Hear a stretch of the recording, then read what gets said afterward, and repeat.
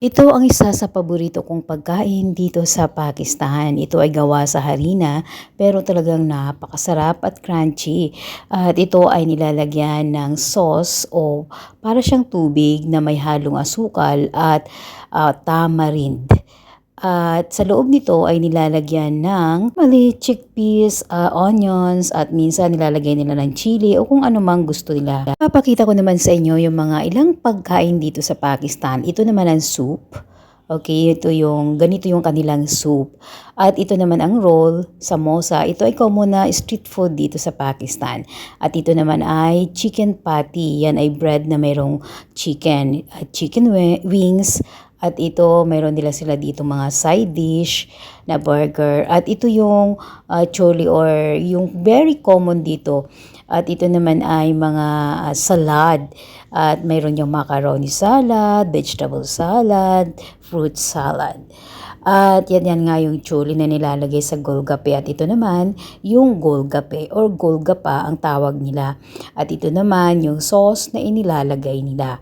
Yan, isa yan talaga sa gusto kong pagkain na talagang ang 10 yata ay napakakaunti para sa akin. Talagang paborito ko yan. At ito pa yung ilan, ito ang chicken tikka, ito naman ay, yan, lahat yan mga chicken, ito naman ay chole or chickpeas at ito naman ang kanilang halwa puri na karaniwan nilang kinakain sa almusal. At ito naman ay ang biryani, syempre paborito ng lahat at ito ay lasagna. Ang sarap niyan, grabe. Gusto ko yung pagkakaluto, chicken, fried chicken.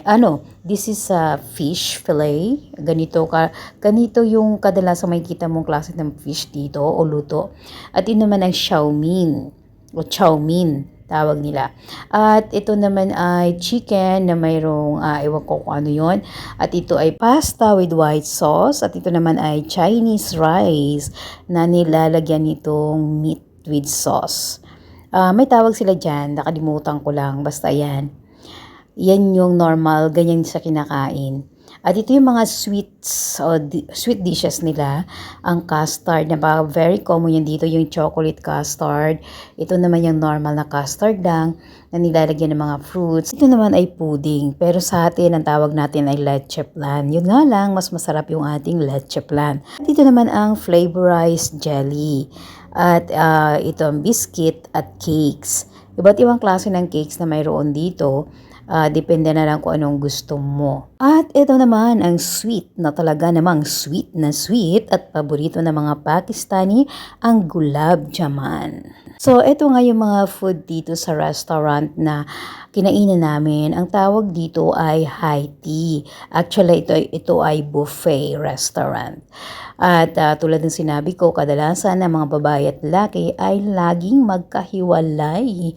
Ayan, dito naman sa parting ito ay napakadami ding pagkain Pakistani at kung mapapansin nyo, halos lahat ay luto sa mantika. Naman ang very common setting na pagkain sa bahay at ito naman ang aking mga paboritong pagkain Pakistani, ang biryani, palaw o pulaw ang tawag nila.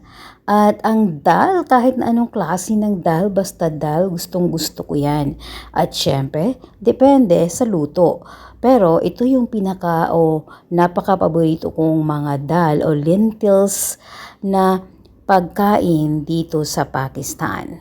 Kapag may dal, ay hindi mo na kailangan ng karne o ulam. Pero depende rin sa'yo. Pero sa akin, sapat na ang mga gulay o pang-ulam na ito para sa ating roti kasi nga mahilig sila sa roti. Tayo naman, only rice, sila naman ay only chapati. Thank you for watching and don't forget to subscribe.